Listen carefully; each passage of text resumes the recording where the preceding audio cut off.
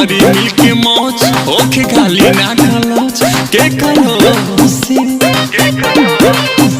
दिल से happy new year जे भी बा सुनो डियर हमरो से सोभे करी मिलके मौज ओखे खाली ना खलोच के करो से दिल से हैप्पी न्यू ईयर जे भी बा सुनो डियर हमरो से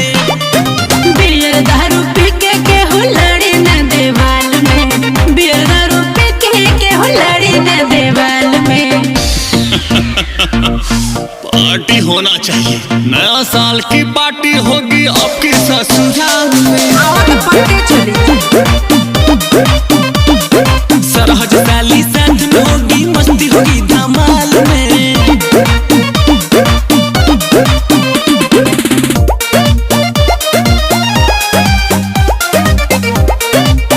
म्यूजिक बाय महिपाल भारद्वाज।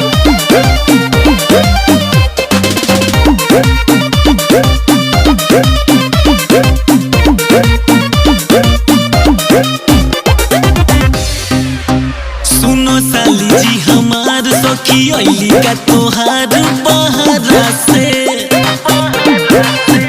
और दिन भैया उपहार के ले बाड़ी बड़ी याद तोहरा के बोलोगी ना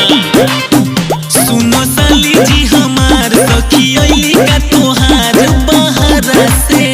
और दिन भैया उपहार के ले बाड़ी बड़ी याद तोहरा के साहिल की सनावे के बटे हर हाल में साहिल की सनावे के बटे हर हाल में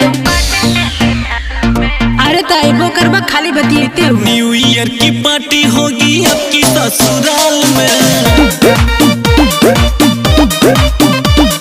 साली सरहद साथ में होगी मस्ती होगी धमाल में दीदिया के देवर में लिखाती रही हा साथ में अपना यार के ले हो कहतनी पड़ी हा ना कौनो बवाल में कहतनी पड़ी हा ना कौनो बवाल में अच्छा अरे तो जल्दी कर नया साल की पार्टी होगी आपकी ससुराल में साली सरहद साथ में होगी मस्ती होगी धमाल में आई बताओ तनी होली नजदीक के बाद I love the Bhojpuri New Year party. Love you.